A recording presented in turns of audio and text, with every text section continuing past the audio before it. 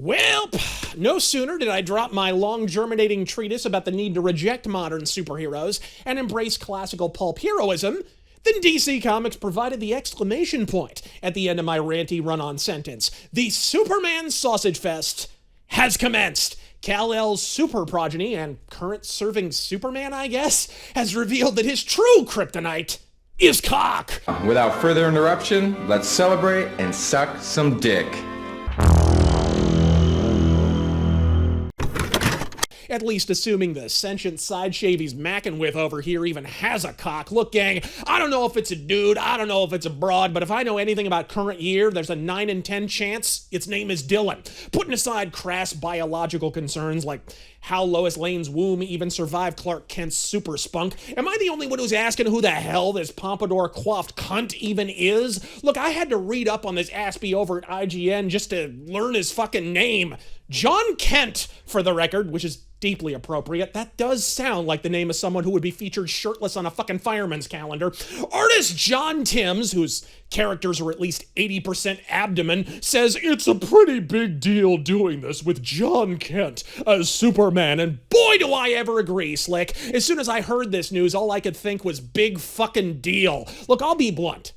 Who gives a flying fuck at this point? Superman was always gay. The only thing that's changed is now he's boning dudes. You can crawl about civil rights and pretend propaganda is progress all you like over there, Timbo, as if ancient Romans weren't ass-fucking anything with olive skin in 2 BC. But the simple fact is you've been flying the rainbow flag so fucking long, we all but instinctually ignore your shit comics and buy anything the fuck else. Not because we hate homos. Christ's sake, Jimmy Olsen's been setting the drapes on fire for 80 fucking years and we were still reading it. But folks, kids and emotionally arrested adults want comics with fighting and fun, not a fucking super sermon to give you an excuse to dislocate your own shoulders, patting yourselves on the back in an IGN article 18 people fucking read. I mean, what's the fucking point of this? What issues does it actually raise apart from privacy concerns about his x-ray vision in the fucking JLA shower room? And before the black pills break from masturbating with their own tears to utter the wildly original rejoinder that ranting about this won't change anything, Razor, people are already pushing back against this unctuous bullshit in mainstream entertainment, and best of all, they're doing it the only way that actually fucking works. Indifference. The comic in question, Superman Son of Kal-El, ain't even in the top 50 for sales, and that's as of issue 2. The Kryptonian cornholing appears in issue fucking 5, folks. Point being, I've seen Las Vegas porn pamphlets with higher print runs. Most people couldn't pick this preemie out of a police lineup. This is how you kill crappy comics. But of course, the most important aspect of this story by far is that we all link hands, perk an ear, raise our voices, and enjoin in unison that fuck you, Razor Fist was right. No, not about Clark Kent's craving for crank. Oh, a few fucking years ago when Marvel were making Marks look like Pat Buchanan, the prevailing wisdom among the online YouTube imbecilia was to ignore Marvel and buy DC, to which I invariably hit back that, bitch, DC started this horseshit all the way back in the first 52 series when they debuted a Batwoman who 15 fucking years later still lacks a solitary character trait that doesn't revolve around her fondness for fucking Muff, a transparently propagandist approach that Dan DiDio outright owned up to in interviews from the self-same fucking period. Point being, if you give DC money for marginally superior comics in the short term, they will use your cash to print agitprop in the immediate fucking future.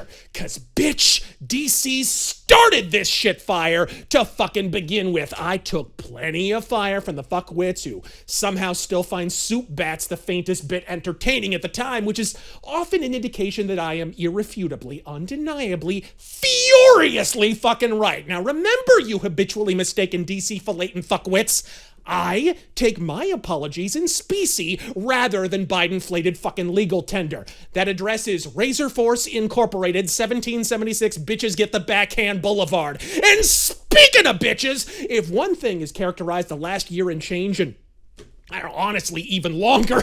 It's been establishment media handing itself awards and accolades while catapulting headlong into irrelevance, unpopularity, and financial fucking freefall. From writer Tom the Toolman Taylor portraying himself as an ardent advocate of anal aficionados the world over, to artist John Timms sucking himself off for poorly illustrating all of the above, while the DC comic book empire burns, it seems everyone's got a goddamn fiddle, and they're all ideologically opposed to fucking fire extinguishers. And it's all because the comics are crap.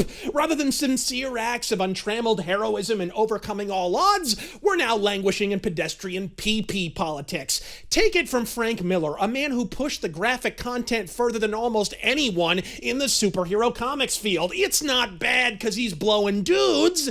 It's bad because it's boring. Why wouldn't these people be operatic in their romance the way they are in their combat? I mean, is there anything more insipid than seeing some superhero in a love scene and all of a sudden he's just another guy who looks like us in a bed naked?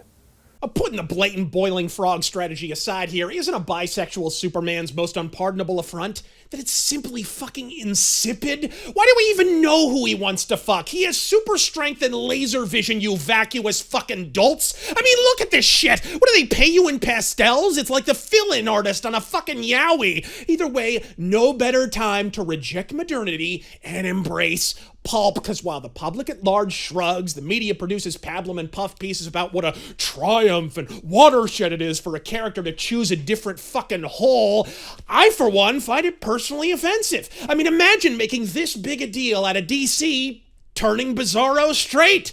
I'm Razor Fist, fighting for truth, justice, and the American Wang. God fucking speed. Another one